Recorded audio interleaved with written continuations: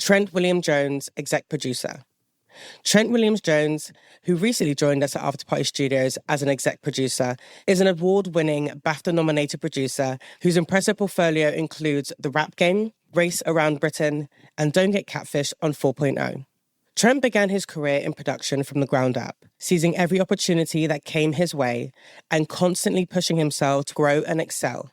After gaining valuable experience in traditional television, he realized something was missing and shifted his focus towards the fast-evolving world of digital media. We recorded this episode in early September where there was a crazy cold going around in the office. So if you're wondering why it sounds like he's got a cold, it's because he does. Anyway, enjoy the episode. Welcome back. This is the Art of the Graft podcast, a safe space for everyone in production of different minorities and ethnicities to share our stories, the good, the bad, and just to learn from each other's learnings. Today, I have a wonderful guest, one of my favourite colleagues to work with here at After Party Studios, Woo! Trent Williams-Jones. Dun, dun, dun. He's in the building. Wow, that's a great introduction. Well, you know, I tried. I practiced. So, you know, here we are. I've only been here for like 3 months. So shame on the rest of you, just saying. Anytime you come to the office now, it's going to be like, Trent Williams-Jones. Yeah, the greatest. How are you doing today? I've got a little bit of a cold, if you can't hear that. But that's fine. We'll be patient with you today. Yeah, we power on. We power through. But I feel good. Good. Yeah, I've been working very hard today, so I'm a little bit tired. But you know what I said? When it's for Chantel, I'll be there. Mrs. Raccoon, as we call her. I'll be there. Yeah. And she's called Miss Raccoon for a good reason, by the way. She knows why. Yeah, if you're on my Instagram, you'd understand. Yeah. Just pure raccoon memes every day. Mm-hmm, she loves them. I do. They are my favourite animal in the world, actually. Okay, so yeah, welcome to the podcast. I'm very happy to have you as a guest. This is just a very sort of like free-flowing conversation. Obviously, I had followed you or worked for quite a while previously from you working here. So having you now at After Party is amazing. It's really nice to meet a fan. It's you know? great. I very much enjoyed working with you. I can't lie. Yeah. But I would love to know, what was your entry into production? What was your first thing that kind of was like, yeah, this is what I want to be in? Yeah. So I'm one of them lucky people that always knew that I wanted to do television. Okay. When I was like 12, I wanted to be in television. I didn't know if I wanted to be in front of the camera or behind the camera, but I wanted to do television, right? So when media class came, I put my head to it. I wanted to do media. I was on it. Wanted to go to do some sort of TV production at uni. I always knew that. But like many people like us, I had no in. And as we know, nepotism is a big thing in this industry, as we know. And I didn't believe in any of the schemes that existed to help us get into the industry. I was very dismissive.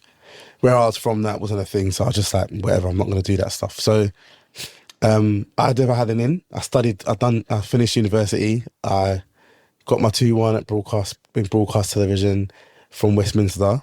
Nice. I was the first person to go to uni in my family, just saying. But like, it was just one of the things. It was quite a big deal.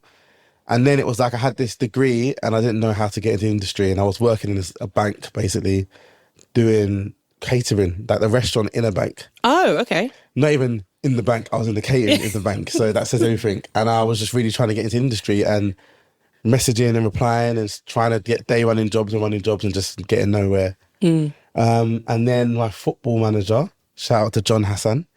I played football for most of my life. My football coach, who was a bit like a father figure to me, had just started working at a TV company really randomly. Okay. Analysing like some sort of football show or helping him with the tactics and analysis for a football show. Right. And at that company, which was Endemol at the time, they used to meet in that bar downstairs on Thursday, Friday and just go mad and have parties and enjoy themselves. And John met one of the members of the talent team, Nairi Clark, at the time. So shout out to Nairi Clark as well. There's going to be a lot of shout outs in this. Love that. And yeah, he mentioned to her that he knew somebody who wanted to get in the industry. And she said, yes, I'll meet him. Let's have a chat. So I went to meet Nairi Clark. She gave me my first sort of introduction to what TV is, what to do. And yeah, and I didn't hear from her for a few months. She said she'll let me know when there's something going on. And I messaged her maybe 2 times a month. Anything, never anything for me. And I was really hating my job. Yeah. Anyway, I eventually got a call from Nairi, a message from Nairi saying that there was a position going at Fremantle's, or Endemol, sorry, not Fremantle, Endemol's facilities department, right, which is still not in telly. But they deal with their building management. They deal with looking after all the TV companies in the building. Right. So I ended up working there. I went for an interview, got the job. I knew I got the job because Graham, another shout out to Graham Elliott, we just got on really well in the interview, and he liked that I liked football, and he asked me, do I play football? I said, yeah. So football helps me again. Yeah. So all of those uncles and aunties and black mums who think that sport doesn't help you in industry, it does. So yeah, I got the job because I love sport and I love football, and I was working in facilities, and I worked in facilities for about a year. And the good thing about working in facilities, this is what everyone said to me, especially Nairi, it's the best way to get into the industry because you work with loads of different companies, right? And you yourself get to work out what you want to do. So I was at Darlow Smithson's. Was it called Darlow Smithson's? I might get some names wrong here. It's been a long time. But that was a production company that dealt with documentaries who were based on the first floor. The second floor was Zeppatron, which is comedy. That's 8 out of 10 Cats. That's what's the other one? So what's the after Jimmy Carr show? 8 out of 10 Cats, and well, you get the drift. Oh, I don't know. Yeah. Them sort of shows. Yeah. All Channel 4 ones, weren't they? All the Channel 4 ones, most Jimmy Carr ones, but they had a load of other different ones. And then floor number 4 was Tiger Aspect, which dealt with drama. Yeah, floor number 5, Tiger, yeah. Floor number 5 was Endemol, which was remarkable. And initial, this is really making me remember. And floor 6 was where the top dogs were. That's the top dogs offices, floor 6, and the games department and other places. So I was able to work with all those people, get to know them, meet them, see what their jobs are about. They get to understand what I do. They saw that I was probably more of a nice person than I was hardworking, but I was hardworking. But I used to speak to everybody and spend some time to get to know people. Yeah. And when my year contract came to the end in facilities, although they would have kept me, I had opportunities to go elsewhere. I got 3 offers from different places in the company. Oh wow! And one of them was Zeppatron, and it was a live show. It used to be called 10 O'Clock Live. It was a Channel 4 show which had David Mitchell, Jimmy Carr, Lauren Laverne, and Charlie Brooker. They were the 4 presenters, and it was a live show from 10 o'clock. So as shows go, it was like quite a big show to have as your first runner show. But I wanted, and I think this is a big part of my sort of story, but like I wanted to throw myself into the deep end straight away. Yeah. I wanted to take out of the 3 jobs, that was the hardest one. And I thought, you know what, I'm just going to do that. That sounds like a bit of me. It sounds hard. It sounds fun. And it was both of those things. And that's when I started my journey into TV. So that's how I got in. And then the rest is history, basically. But like, it came from playing football, and it came from talking to as many people as possible, and just trying to be a nice person and get to know people. Yeah. And I like to talk, as I'm sure people know. So it helped me, Yeah, I think that's it. You have to be very open. Yeah. Like I think in any job you want as well, it is just allowing people around you to know that's what you want to do. Because those are the people that can open those doors that you never expect. Yeah. So, okay, so what's the age range where was that was kind of kicking off? So when you finish uni at 21. 21, right? Yeah.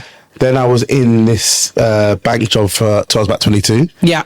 Maybe a little bit longer. So about 22, I'd say. So yeah, I've been in TV now for 13 years. That's incredible. Did not even realise that. But yeah, I've been in TV for 13 years, and 1 year of that was in the facilities. Yeah. And the rest is moving from all these different places that I've got to work at, which has been great. Yeah. So. Wow.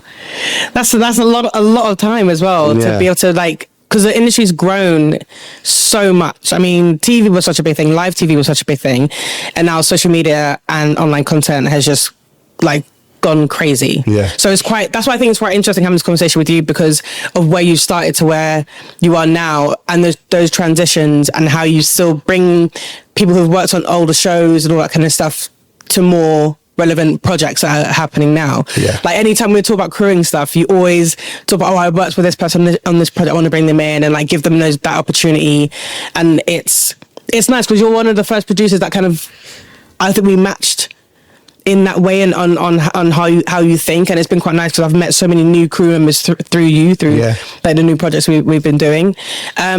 So with certain projects you've been on, what would you say was like the real tipping point where you're like, this is sort of like peak at my career, I'm flying high, I'm working around people that I'm really proud of working with, I'm working on production I'm really proud of like working on. What was that for you?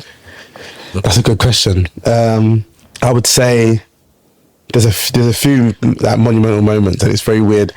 So when I started, I just wanted to get in the industry and I wanted to work on anything, right? Yeah. And as we all know, for like black people, diverse people, whatever you want to phrase that, group us, the industry's tough because you're very different from like many different ways. You're very different to what the standard sort of status quo of people in the industry is. Everyone's very white, there's quite a lot of males, very middle class. You know, you're a runner that's on, I think I was on like 275 a week or something back then. And like, I remember my mum saying to me, and I always say this about my mum and she denies it, but being like, Trent, you could just work in Sainsbury's and just get more money. Why would you be working in this job? I don't get it. It's a very fair point. Very fair point. But I just wanted to work in anything. And I think the reason I'm saying this is to give context, because I think what the moments that was pivotal to me have changed, because I've kind of, so like my aim was just to work on something I loved, and then I ended up working at a place called NML Beyond, which was a digital company, quite like After Party, but 10 years ago. So in a very different landscape when nobody understood, like a lot of the big companies didn't understand or appreciate a lot of these creators. I was working with KSI when he was on like 9 million subscribers. He's now on 20 odd. But no one understood that he was a big deal, you know, and I was getting to work up hand and close, what's the word? Up front and close. Up front and personal. Whatever the phrase is. With all these amazing creators, right? That didn't really understand how they could benefit from each other, right? The companies and the creators. But that was one of the best places I worked, and that was like a pivotal moment for me when I felt like, I could do this. Because around me, so firstly, the company was the different roles. We had an MD who was black and young. We had an exec producer who was Iranian and cool, came from SBTV, and we had a female head of production, which isn't rare because loads of female head of production, but I never knew there'd be a company with those people. I hadn't seen that yet. And all of a sudden, shout out to Jess, another person, she was amazing at finding, and Jess Holder, by the way, because I give surnames, she was amazing at finding really young, hungry talent. From all different backgrounds. So this company was made up of so many amazing people. Now they're all doing amazing things and they're all super talented. And that was when I felt really like, oh my God, I found my place. I get on with everybody. I really enjoy being around these people, and I'm learning all the time. I'm filming stuff. I'm doing stuff that, you know, linear TV wouldn't allow you to do. So this is why it was great. If I was in this linear TV route, I would have probably not been where I am right now. You know, because it was in a linear, it's very formulaic of what you do. You're a runner, then you're a researcher, then and you go up and up and up. Whereas there, I was filming stuff when I was at runner level. And yes, it was probably to save money, but like it was so pivotal to me at that moment in my career, because I learned how to. I was learning more about filming stuff. Again, I would just say, the reason I got that job is because when I was working at Sepatron as a runner, Jess Holder overheard me talking about some of the stuff I'd filmed outside of work. So I was really trying to do my own stuff outside of work. I was filming music videos. I was trying to film stuff all the time. I had this production company that I was running. No way. Yep. I don't even want to say the name because it's so embarrassing. Because I'm going to Google it straight after. I don't mind, but it's just, look, I was 20 odd years. I was 22, 23, and I was looking up at like Risky Roads and SBTV and all these people, and the company was called Hate Love Productions. That's what it was called. And but look, we made loads of stuff. Really cool music videos, and like that got me that made me get this pivotal job in my life, which is at NML Beyond. So NML Beyond was a pivotal job because I learned so much there, and I was around. I saw that what a comedy could be if you give people chances. And then when I went into television and was going through the motions of moving up the ladder and stuff, I worked on loads of cool things. But I think one of the next pivotal moments was I ended up making a op doc. With one of my best friends. He happens to be an amazing comedian called Munya Chawawa. But when I met Munya, he was just the producer. I was his boss, and he just wanted to be a presenter. And he started to do this. I remember the first time he went out and decided to film this Unknown P sketch on his own. And then all of a sudden, the tide started to turn. Yeah, and we had this amazing chance to make this show called Race Around Britain, which was about exploring race around Britain. Okay. Yeah, so it's 4 episodes. It was Munya and different YouTubers, or creators, we call them, because they're much more than YouTubers. And Munya would take one of those people to a place in Britain and explore an element of race or racial injustice or racial problems. Oh, wow, okay. In the UK. So we went to Wales and we learnt about policing in Wales. We took Nella Rose, and we learnt about music and race in music and Yeah. Hope in here we looked at race in sport in Manchester, and then Michael Dapaah. We went to what was Michael Dapaah's on? Oh, we went to Thanet, which was like one of the most racist. Where's that? It's like a seaside place, basically. I've never heard of it. My geography is really bad, but it's a seaside place. Right. And we went there with Michael Dapaah and learned a load of stuff back there. It was an amazing show to make. Yeah. I really enjoyed it. I had a massive integral part in it. I got to sit with my best friend and make up this show and what it's going to be. Yeah. Had an amazing team. Some of them work with us here, Rihanna.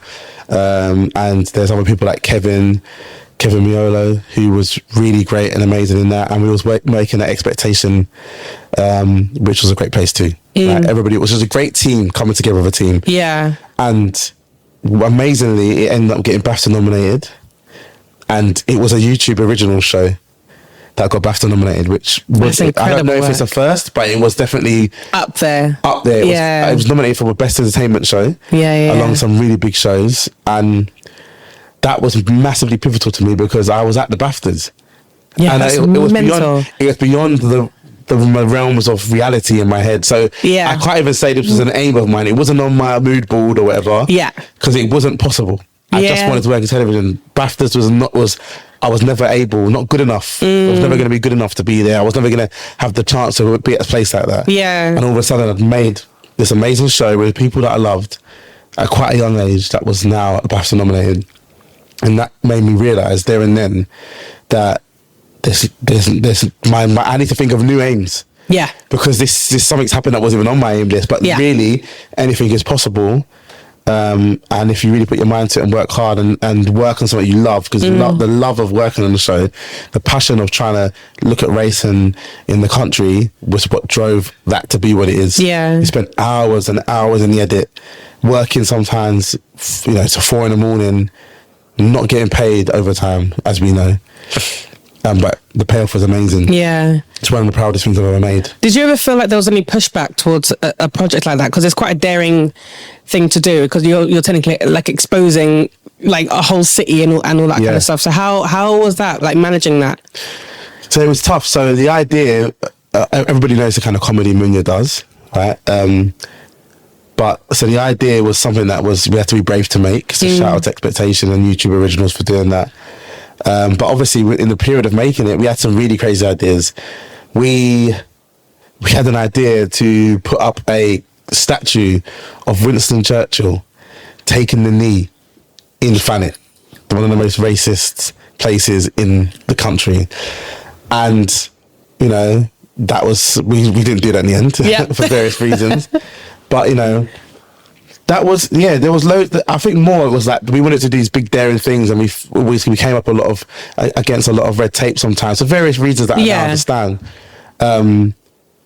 So it was tough to make, but it was something that we loved making, so it was fine. And we got some amazing people involved. Honestly, like if you haven't seen it, go and watch it. It's still on YouTube, and it's great.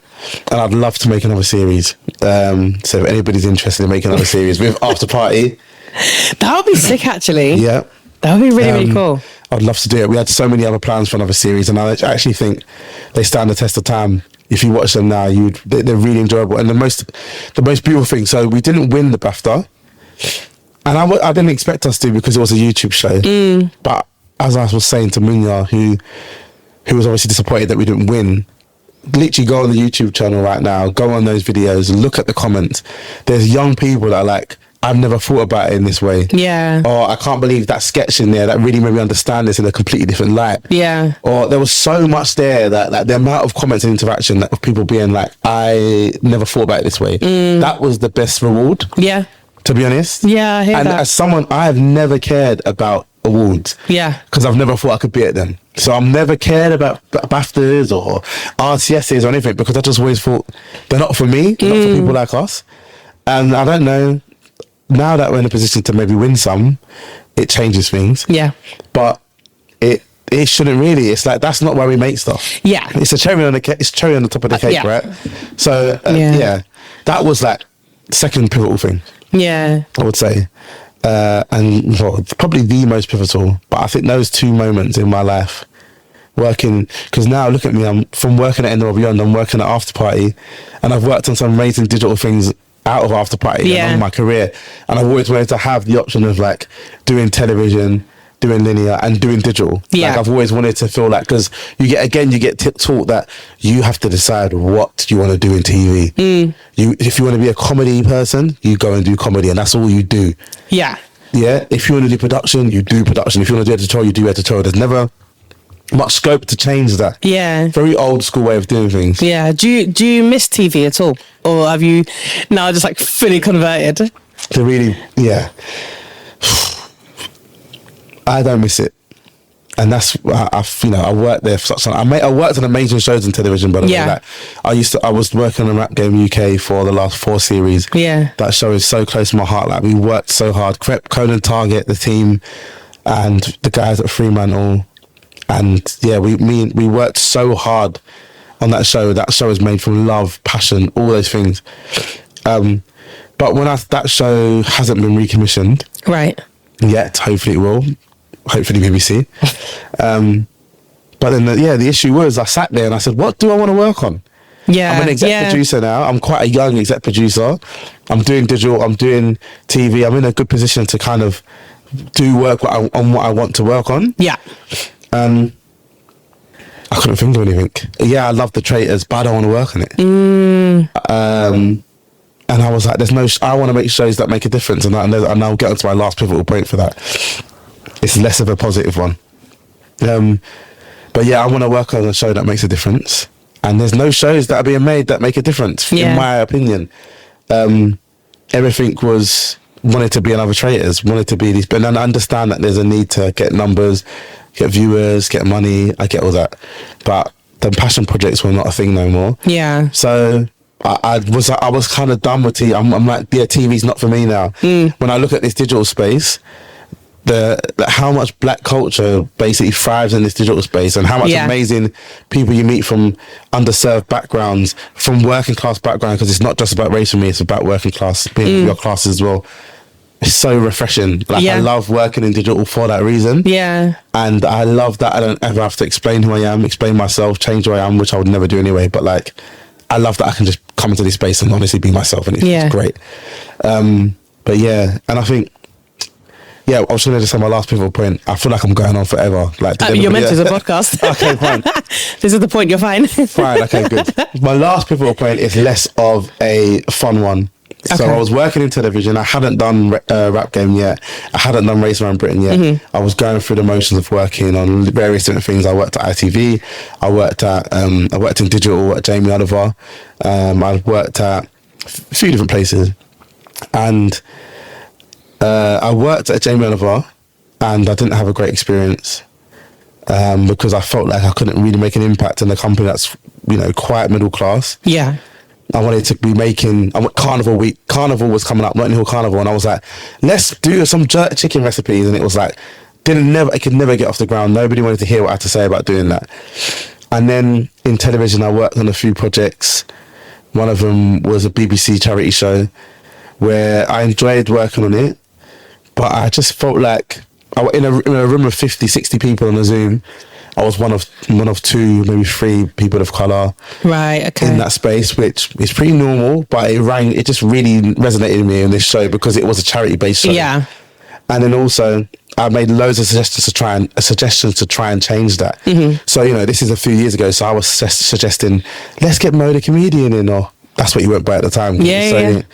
Mo Giga, let's get Mo Giga in. Now, face of Masked Singer. Let's get in Munya Chawawa. Yeah, he's a really cool comedian that's doing really cool things. And I was met with the response that I don't think the audience really know who they are. Just didn't feel no need to try and change anything. Introduce. I was like, I don't mind Jack. No disrespect to Jack Whitehall, Michael McIntyre, people like that. I like what they do, but I want to see new faces. I want to see people that are furthering things, and I want them to be from not just be black, but to be from a different class, from a different background we're not used to seeing. I want to celebrate this country for all the amazing mix of cultures and backgrounds we have. And I thought that I could make a difference.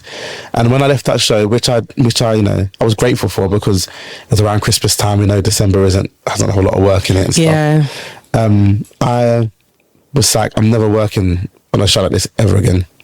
Never. I wasted my time. I hated the fact that I couldn't make a difference. So I vowed basically to only work on shows that I can make a difference on, which is quite crazy to say, for someone to say when they're in this industry of freelancing, when you have to take the jobs that you can take. Yeah. But I said I'm not doing it. And literally New Year's Eve, I got a call from the exec producer of the Rap Game, and they basically interviewed me on New Year's Day and was like, I've got the job. And I was all of a sudden working on a show that I would love to have made if I had the option to work on it before. Oh, wow. And then it just snowballed from there. Then I done Race Around Britain, then I worked on Big Nasty shows, and I worked on all these shows for the culture, by the culture. Yeah. And it was like, oh my God, I found the bit that I love. Yeah. I got to develop some shows, some Michael Dapaah stuff, some stuff with people that I really respected and enjoyed watching myself. Yeah. And I got to bring new people into spaces that I hadn't seen yet.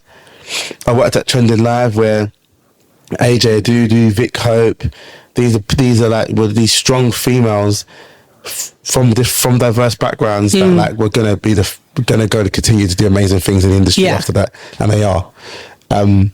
So it just all changed from that moment. So that, I say the BAFTA stuff is probably was the most pivotal, but I think that was because I just said to myself, I have a standard not to work on those things. I don't want to work on anything I don't want to work on anymore. Yeah. And I'm so far so good. I've been lucky enough to have that. Yeah. And if you know me in real life, I'm quite a stubborn person. So if I say that, if I say that, I'm going to try and make it happen. Yeah. I mean, it's an amazing goal to have. Do you know what I mean? And I think, sadly, you want everyone to have that kind of goal. Just have a quality, diverse, and not feeling like it's a diverse hire. It's like, no, you've looked at this person, you've looked at their skills, you've looked at their quality, and you're like, great. Yeah. Run with it. Because even when we did Catfish, the first season, it was so nice having just different people, different shades, different genders on our sets.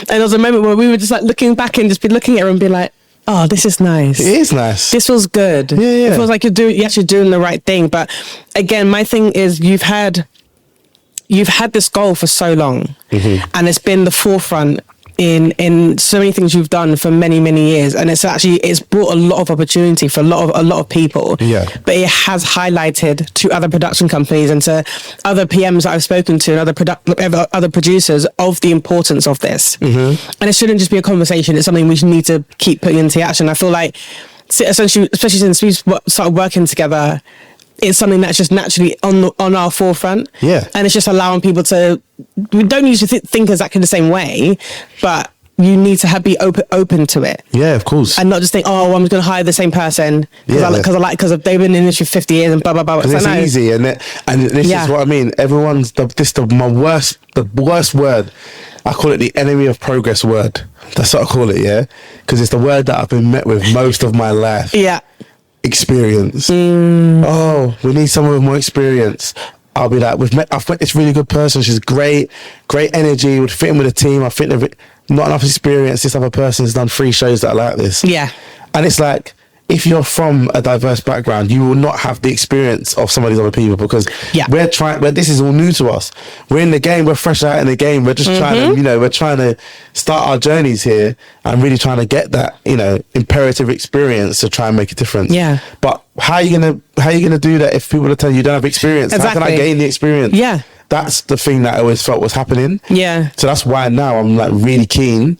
And it's, again, I'll stress, it's for me, like, class is a massive thing. It isn't just race, like, but anyone that's found it difficult to fit in this industry and have a chance, I'm so keen to try and give them some experience. Yeah. You know? Yeah. And you can, you know, you've got to trust your gut. You can weed out people that are good, hardworking, passionate. Yeah. That's, I think, they're the most important things you need from somebody. They need to be passionate about what they're making. Yeah. They need to be hardworking. And I started to prioritize finding people that fit into a team more. Because After Party is a great example of this, and Endemol Beyond was a great example of this. When you like the people you work with, you care about the people you work with, and they break down the walls of colleague and friend. Yeah. It changes everything, because you will work harder for each other. 100%. Yeah, you'll find that little extra energy to do a bit of, you know, you'll be here doing a podcast after work with that person because you like them. It's really important that you have that, you know? Yeah. And yeah, so that's why I think it's so keen to just keep bringing people in that who are good people into a space with other good people. Yeah. Good things happen. Yeah, 100%. Even like, this is, my thing is, the sets we've been on, even we've gone into overtime or it's long days, it's early starts, everyone somehow still walks off being like, had a great time. Yeah. Like, no one's thinking about, oh, it was such a long day, or we've gone into overtime or anything like that.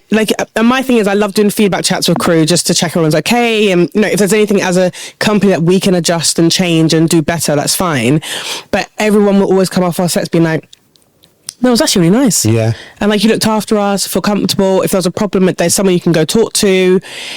And it's important to keep those safe spaces. Yeah, 100%. It's so because important. you can't, basically, if you've worked in television or anything where it's about organisation, you literally, it's all about putting out fires. And your job is basically, you can never do a shoot where everything goes perfectly. Yeah. So if you know things are going to go wrong, you need to have a team that's understanding of things going wrong. And you need to have a team that are fixated on trying to make the end goal the best it can be, regardless of the things that go wrong. Yeah. Because they are going to go wrong. Yes. And you know, I'm not saying you shouldn't strive for it not to be that way. Yeah. But they will go wrong. Things will go wrong. Yeah. And, you know, for all the great people I've met people that just don't get that and don't understand that, and maybe just don't gel with the way that how I think about things and want to do things, and that's normal. That's fine as well.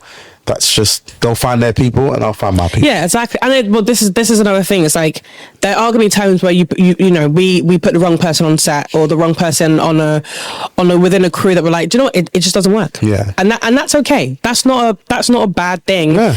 We tried it. We're still figuring it out. And if it doesn't work, it doesn't work.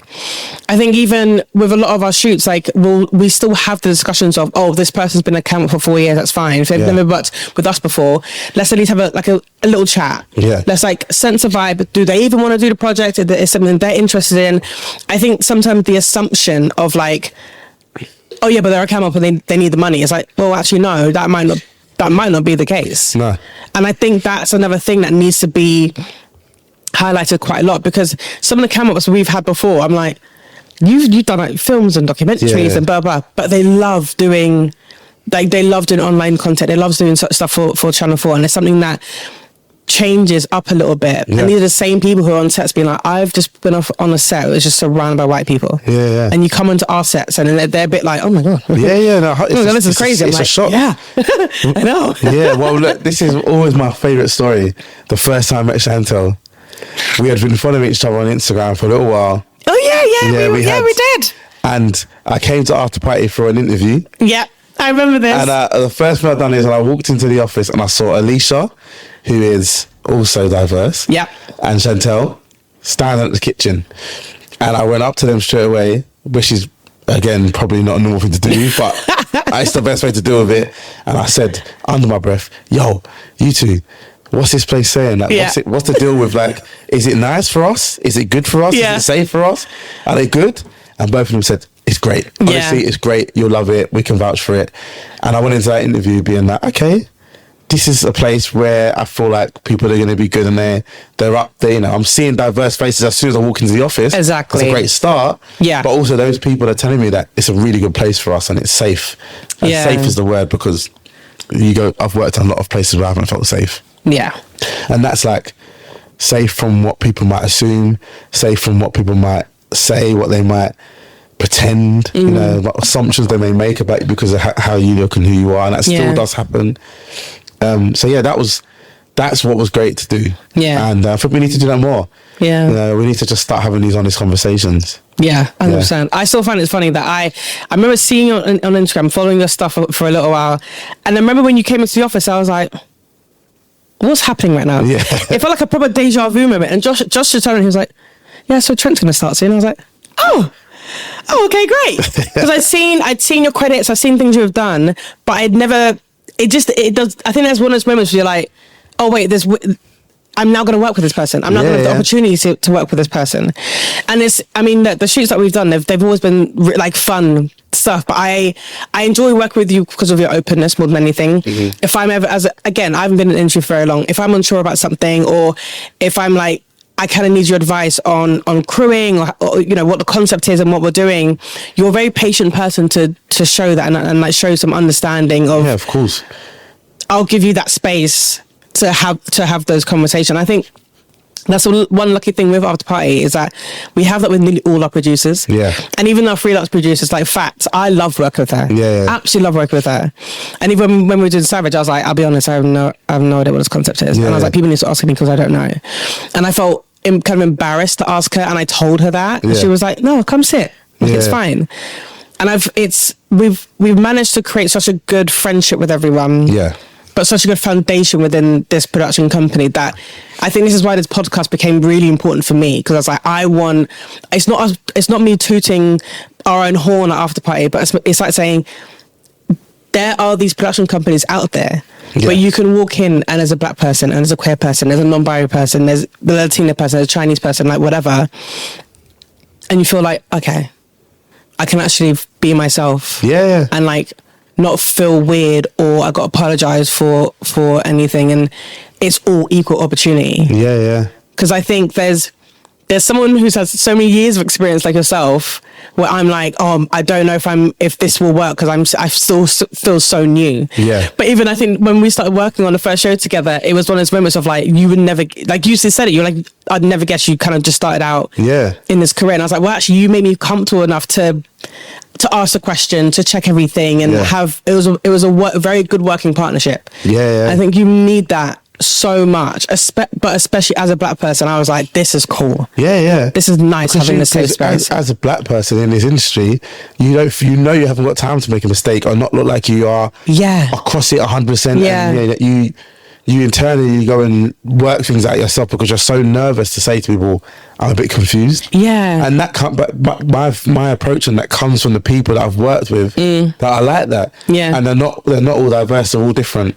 My work mum, as I call her, Debbie David. Shout out to Debbie David. The person I've shouted out on this pod so far.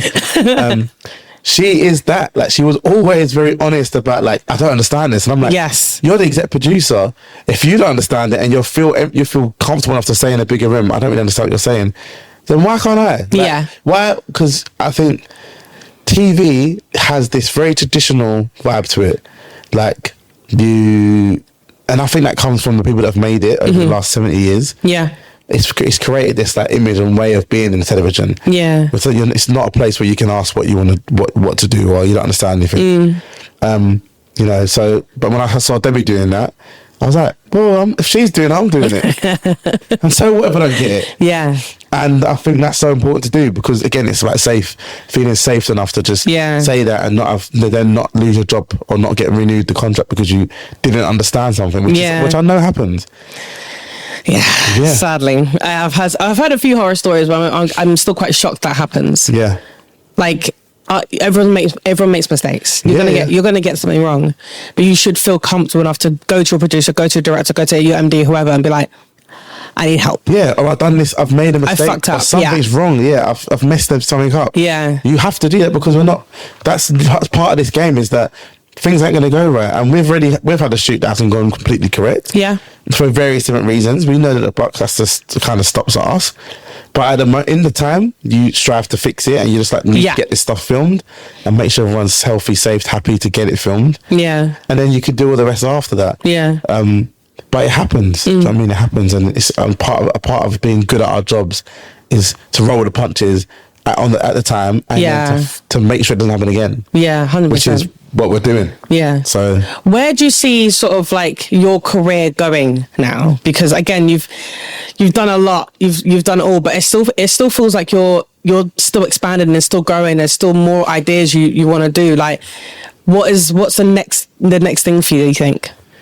It's a really good question. It's kind of like the BAFTA thing all over again. I'm like, I'm an exec producer and have been for a few years now, and I never thought I'd be that. I just wanted to be a producer, and I enjoy being an exec producer because I'm still very hands-on with the creative, and I get to be across loads of different things, which is great. The kind of next steps above that are like maybe less creative.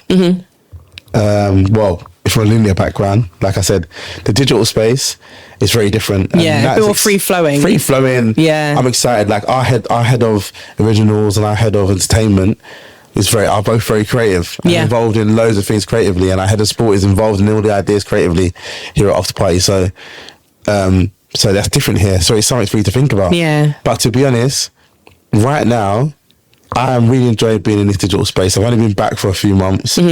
I already had a lot of relationships with people in this industry from using them in other linear TV stuff before, or even back from my Beyond days. You know, like Deji, as in he was on our first series of Catfish. I've known him since he was 18. Oh, I didn't know that. He was on some of the stuff we've done at Beyond, right? And he remembered me from that whole time, and I can still turn him off like a little brother. Do you know what I mean? And tell him to go over here. Like, I'm always on him. So I'm excited to like cultivate those relationships, enjoy them relationships again, and then where do I see? I don't have an answer. I think I'm in a really good place now. Yeah, and I'm not just saying that because I'm talking to you on an after party based podcast. No, I had the same thought with myself. Yeah. Like I think because you grow up with the mentality of like, oh, I need to think of the next thing, and then the next thing, and the next thing, and I do think about like. You get to like the end of the year or every 6 months, and you get to that headspace of like, oh, so what's next? Yeah, and I'm like, I'm actually really fucking happy with what I'm doing now. I wouldn't change a thing. There's so much more to happen here. Like, you got. I mean, this company's 9 years old this next month, which is still long, right? Yeah. But like, this company's also in a really exciting place where we're starting to grow, starting to get some big opportunities come through. We're starting to make some things that we haven't potentially made here yet. Like, this is the place for me. This is like, I've landed on my feet being in this place. Yeah, I hear that. When I finished Rap Game, like I said, I worked on a few various things. I worked on like another one of my favorite productions I've done, which is a live show that me and Munya done at Roundhouse, which was just like the sort of stuff if I was a kid I would have written about that I wanted to do, and I was got to like do a live comedy show with a massive band and loads of musicians. I saw that. It looked insane. Like, it was crazy, right? But then after that, I was in this thing of like trying to work out what I want to do, and I didn't want to do digital stuff again, and I knew I didn't really want to do TV stuff. And then like I went to the Sadman charity match, which they basically helped to make here at After Party with Munya. Yeah. On a real whim, like Munya phoned me up in the week and said, "Oh, do you mind coming?" And I was like, oh, "Really? I'm not getting paid. Just coming along with me." But fine, it's a match at Wembley. Like, you know what? Why not? I'll go. Why not? Imagine if I said no. And I went there and I just helped Munya in terms of like just producing and him being safe and happy with what he's saying and stuff. And there I kind of met a lot of yous and saw a lot of yous. And and then I met Josh, our MD, and I had a brief conversation with him on Wembley Stadium's pitch. Yeah, that's mental. And for the first time there was somebody, for the first time in a long time, I actively went up to Josh and was like, "Hi, I'm Trent. I want to work at After Party Studios. It looks like a really cool place. Let's talk." And he said, "Oh, okay, fine. Yeah, take my number." I love that energy. I've never had that, but that's not a normal thing for me. As much as I'm talkative and confident and all those things, I always remember another shout out incoming by the way, Addie Rawcliffe at ITV. All right, I'm gonna completely butcher what her title is and what she does, but she deals with diversity. Let's say that there, amongst other stuff. And I remember I met her when I was, in the midst of contracts back in the day when I was in TV, and she gave me some really amazing advice, which definitely changed a lot of things for me. She was basically saying to me that I needed to I'd done a lot of stuff by that point, and she was like, "What shows do you want to work on? you need to message them and tell them you want to work it. And I was like, I can't message them. Yep. I can't wait for them to give a job. And she's like, no. You need to go and message them. And she said, this is something in our culture, especially in the black culture, that we don't do enough. Yeah. You are taught when you're a kid. Your parents teach you. You do well. You get rewarded for your studies. So if you go and get an A star, you then can work really hard and you can maybe be a doctor and you've got a great job. Yeah. So you're rewarded for your hard work, right? Whereas in this industry, you're actually rewarded for bragging and talking about the things you've done and being very confident and saying, I want to do this. And people go, I'm going to give that person a chance. And that's not really something we do in our culture. Yeah, I agree, in our culture, we're just basically told that you go and do stuff, you put your head down, you work hard, and you'll achieve great things. Yeah. But actually, you need to shout about some of the things you're doing as well and where you want to go. And I always remember her saying that to me, and I was like, that's like, it was like an epiphany moment. So there's been moments since then when I've been very at the forefront of what I want to do. Yeah. And that was one of them. Because I was like, I know I'm good. I know I can bring something to that company. I'm ready to go back into digital. Like, I'm going to be an asset to you lot. So let me come and work for you. Yeah. You know? I don't even know what you're doing. I know what's available. And the funniest thing is, I got asked to come in to do the first series of Don't Get Catfished with 4.0. And I was series producing that. I had previously been an exec for a little while, so that was a big step for me to say, well, I'm going to go and series produce something. Yeah. Not too fussed about those things, to be honest, though. And then at the end of that, I was like, well, I'm going to have other conversations about other companies. And Josh was like, no, we want you to stay here full-time as an exec producer. And I was like, what? Yeah. So and I never in the options of like something that could happen. So another one of the pretty cliche things to say, but it's so true. You speculate to accumulate, right? So like, I went and done this job because it was sounded really cool and I get to do some digital stuff again. Yeah. And now I'm full-time at After Party and I'm at a company that's so cool to be at full-time at. And I get to be part of the company growing and excelling and changing. And because I've done this at Endemol Beyond 10 years ago, I've been part of a company that I loved and enjoyed the people there. And I've seen it grew really fast and then, then it crashed basically. Yeah. I'm really excited about being somewhere again and being like, let's grow sustainably. Yeah. And then let's not crash. Let's just keep growing and let's just be established and be a great company doing cool things. I never knew that's how you actually just like met Josh. Yeah. I never knew that. I literally went up to him. I said to Munya, I'm going to go and talk to that guy because I think he's like someone big in that After Party. I should go and chat to him. And he was like, okay, whatever. I'm on the middle of it. I've like Kais and that is next to me. He's celebrating. Speed's over there next to me. And I'm like, because I happened to be on the pitch because I was with Munya, I got to break a lot of the rules. I remember seeing you on the pitch as well. Yeah. And I just went up to Josh and said, Josh, let's talk. And like, I didn't know that I was talking to someone that actually is all about that energy, like networking, talking, meeting each other, going through it and having those conversations. And I would admit, when I first came here, and I even said in my interview, it was more of a chat actually with Jamie. Shout out to Jamie. 12th person now. So I said in my interview with Josh and Jamie, I've not been in a digital game for a while. I'm sure it's really different. And I'm probably not going to know a lot of people and a lot of things happening. I was happy to say that because I hadn't been fully integrated in it like I was for 10 years. Yeah. Even though I'd done digital stuff, but it was different. But then from being here, it was like, oh, I know this person. I know that person. I know this person. I know it. Oh, okay. I know. I've got a good relationship with this person. And it kind of like, I wouldn't say I was not confident. I was always a very confident person now, especially. But I was unsure about going back into the digital space. And now it was like, actually, I deserve to be in this space. I know people. I can bring something to the company and the people around us. I can actually help build something. I'm not, I'm not leeching. I actually think I can bring you some stuff. And it's felt like that's been the case. I mean, it's worked out pretty damn well. Yeah. And I still feel like I only just got started. I got so much more amazing people I want you guys to meet here at After Party. Yeah. Amazing ideas, amazing commissioners we need to meet. And, there's so many things I want to, bring ideas and how the company can run better, all those things. Yeah. And everyone's so willing to hear and understand. And, I feel like Ben, shout out to Ben. I feel like I've got to do special shouts now. Ben, one of our founders, is just great for that as well. Very welcoming. Yeah. And really willing to hear and understand and learn. And that's another thing. And there's another thing I'll say about this. I don't know. I know I'm just waxing the milk about After Party, but the lack of egos in this place is amazing. I know. Like, and they're willing to understand different ways you want to change shoots or change things, or, you know, ideas you have for how we should run our teams and stuff. Everyone's so open to understanding that. So yeah, man, I'm so excited. I think the future, what I want to do in the future is build this place. Yeah. Like, I'm so much better being in one place for a long time. Yeah. I think one of my strengths is like building good teams. Yeah. And I think we're starting to do that. We've brought some great people into the building. Shout out to Rihanna, shout out to Josh. Just gonna shout out to that entire company. Yeah, I know. Let me get my phone Just out. name down everyone. Get my phone book out and just go through it. No, but and there's much more of those people that can come in that I think really will fit in, will help this company, will be all on the same page, driving this company forward, passionate about what we're making, wanting to make a difference, wanting to make stuff we're proud of, and wanting to conduct themselves in the right way. Yeah. And like you said, this is one of the best places to be for inclusivity. Yeah, it really is, man. Yeah, I haven't met a place like this, been in a place like this yet. Yeah.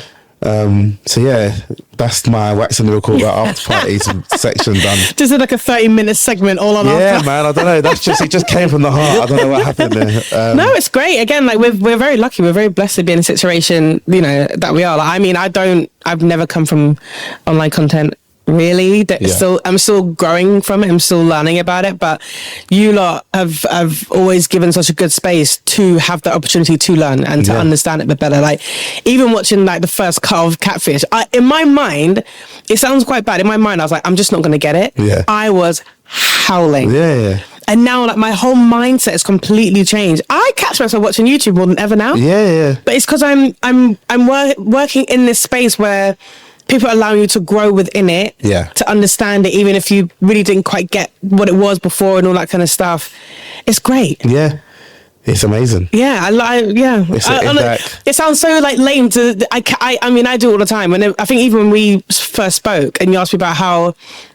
When I was like working here, I looked at Alicia and I was like, I'm going to sound like such a twat because I'm literally just going to almost brag about this job so much. I don't even have like a bad thing to say, but I haven't had a bad thing to say. Being a black person, being a black female who's come into this industry, again, for me, the second I saw Alicia, I was like, sweet. Yeah. There's another black person here. Great. Because all my experience was just white people. Yeah.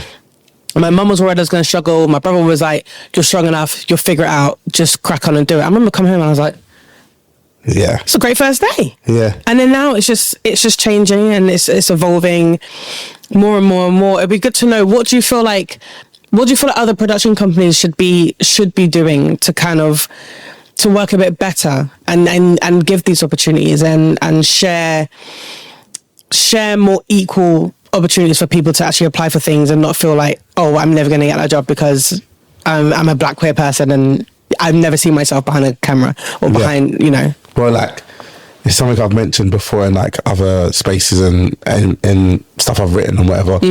It's like the key to these companies doing better is to not just say, oh, we've managed to get a commission for a black queer show. Let's now get loads of black queer people in to make this, which they don't even do anyway. They might bring 2 or 3 and they'll bring other people that have made a doc before. So this is why they're perfect for it. Yeah. But they're not. The key is to involve these people in everything. Like I've mentioned here, that's the same people that have made TV for such a long time. I say it and it always just like, it's such a obvious statement to me, but like the same people that have made it since 70 years ago. Since you saw the guy on BBC Three saying, hello and welcome to the BBC broadcast in Alexandra Palace. That same guy, them guys. That's so spot on. Yeah, them guys are still making TV, right? In different iterations, but it's them guys from them backgrounds. Yeah. So I'm like, all we got to do is get some diversity from different places, different classes, to start thinking up with the ideas that we're pitching, to start thinking about the direction the company should go into, what they can add to it, what they can just integrate those people into your company on an honest, authentic, honest way. Yeah. And I think a lot of good comes from that. And I think that's the next step. It's like, it's time to change things. It's time to shake things up. It is. That's what needs to happen. Yeah. Yeah. I do think there's change happening and I think we have to be patient with it. But I do feel like there's still a part of this world that it starts dying down. Yeah. And it doesn't really get the platform it needed. And this is why I want to start this podcast. It should be like to remind people that it's still something we're fighting for. It's still something we're pushing towards.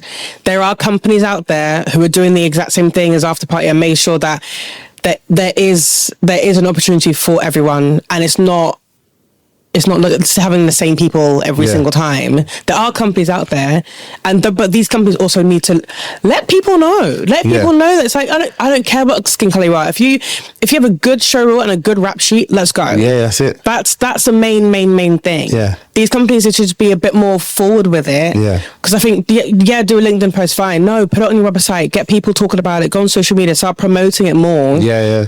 Because this is also another part of the podcast is like, I want to get in touch with these other production companies and be like, let's work together. Yeah. Let's make sure that when we're doing each other's sets, we can exchange crew members. And if you're looking for a director and all that kind of stuff, and I can help you out and we can help each other out. There's no competition there. Yeah. We're not fighting for each other on these jobs anymore. Let's actually work as an actual unit. Like we're trying to make fun things and important things for people to watch and enjoy. But the side of it is like behind the camera, a lot of people won't notice it, but behind the camera is just as important. Yeah. Like I don't ever want to be on a set again where I feel like I'm standing in the corner being like, oh, okay. Yeah. I'm back here again. No, there should be no turning back. And I think that's a great thing about with working After Party is like that. We know that will never happen. Yeah. Because we've been given the opportunity to be like, actually, respectfully, this is who we're going to have on our sets. Yeah. And everyone's on board. Yeah. You never feel like you're going to get questioned. No. Or it's, but I prefer this person. We've always been given that leeway of like, well, if you trust them, if they're really good, crack on. Yeah. And I never thought working production was going to be like that. I mean, again, I've been very blessed that this is my first production job. Which is crazy, by the way, because... Yeah, I know. I think about it a lot. Yeah, it's crazy. Like, I do sit down and actually think about how blessed I am in this situation. And That's a good place for a first job. Yeah, and I don't take it for granted. But even like, I had a chat with Alicia when I first started, and she was like, hun, this is not like everywhere. Yeah. Like, you did actually just land in a pot of gold almost, and you have people who are willing to teach you, like, what you need to learn, but you have this. So you've got this, like... I've had doubts within myself in this job when I first started. Even now, there's moments I still doubt myself. There's moments where I still like have to accept that I need to learn different things and new things. But it's all exciting things, and I think that's one thing I will say about online content is it's all very exciting. It is, and there's always something going on. There's always something new happening. And there's always there's a space and a voice for everyone within this industry. 100%. Yeah, it is wonderful. That's what makes it exciting. Yeah. That's what makes it exciting, because that's on screen and off screen. Yeah. So... Yeah, it's not a bad place to be. It's very true. Yeah, it's very true. Okay, I mean, to be fair, you've already mentioned like 12 people, so I don't even know if this question makes sense anymore. So I want to start doing a thing where you can nominate one or two people that you think would be a really good guest. Yeah. And then later on in the podcast, hopefully there'll be great succession. Mm-hmm. We'll get someone that you may have mentored, or someone that has looked upon you and your work, and have a bigger conversation about that. But what would be the one or two people that you think that would be really good guests for this podcast? Very good. Very good guests. There's a few that come to mind. And they could be from any part of production. So at all. I'm gonna say this, and we can maybe make it happen. Oh God, you're gonna freak me out now. I feel like you're gonna say like a actual big name or something, aren't you? Yeah, I think Munya would be great to be on this podcast, because Munya, what I love about Munya Chawawa is that he has come from a creative TV background. Yeah. He was trying to, when I was working with him and he wanted to be a presenter, I said to him, be a producer, learn how to make the content before you go and make it. And when we was working at Foreign Music, and it was very much so quick turnaround. It's part of the reason why he's really quick at making some of these turnaround videos that he does now. And I think Munya's succession story is great, because he isn't from the traditional background of a comedian. He's gone through a production background. He's very understanding of how hard things are, right? How difficult things are some of the things that sometimes we feel that talent might take for granted. They rock up to the shoot and they're like, let's film stuff, and they have to turn it on. But then they don't know anything sometimes what's gone before that, the hours and hours of hard work and hard graft to get to that point. Okay. Munya knows that. So that's why he's great to work with. So I think he'd be just a great person to talk to for that. Yeah. And then another person would be my good friend, Abby Adetoye. She is a producer. She's worked on Rap Game with me. She's worked on a few different things with me. And she is great because as a black woman, she has probably gone through all the things that I can't understand and talk to. Yeah. But because she's my very good friend, almost like my sister, I get to hear how she feels about, the imposter syndrome of being in that situation, the difficulties, the stress, the troubles, the things she feels. And the things she feels, it's more what she feels. The amount of times I've had to talk off a ledge when it comes to this industry, and like, you've come too far, you've got to keep going. Yeah. And she has. I think why I think she'll be great is because I have been so proud of the growth I've seen in herself. Oh, that's nice. It's like, she now believes in her source. Do you know what I mean? She's like, I know I can do this. And that's a great thing. And I think everyone has this idea that black women are super strong and they just can do anything. It gets tiring to be that super strong all the time. Yeah, exactly. It's like they don't understand how the pain of some of the things you have to deal with. And some of those deeper like emotions, basically, which I think Abby would be great to talk to about. So there will be my two, Munya and Abby, good friends of mine, people that I think have got a lot to say. I have a long list though. Yeah, I bet. We'll be here for another hour just you giving me names. And I've shouted out all those people anyway, so. No, you have. And again, I thank you so much for coming on as my guest. I know you've been super busy. So we've had to rebook this a couple of times. Yeah. But I'm very, very pleased, and I'm more pleased the fact that I'm having the opportunity to work with you. Yeah, no. I think you're a fantastic addition to After Party, but I genuinely love working with you. You're a pain in the ass sometimes, Look, but I love you for it either way. Every good thing is a pain in the ass. Yeah, it's true. It's true. You know what I mean? That's how you know that they're good. They're good for it. Yeah. No, but right back at you. I agree. Like, I've loved working here. You've made me feel comfortable. People like you and Alicia have really made me feel comfortable. Oh, and nice. to be honest, the whole team's made me feel comfortable. There's not one person in this office that hasn't made me feel comfortable. Yeah. We're a pretty good bunch. It is a great place to be. And we are so lucky to be here. So yeah, man, we just got to keep smashing it onwards and upwards. Yeah. Fantastic. Well, Trent, thank you so much for your time today. Thank you very much. I really appreciate it. Thank you. And this was The Art of the Graft. Please comment, like, and subscribe, and we'll see you soon.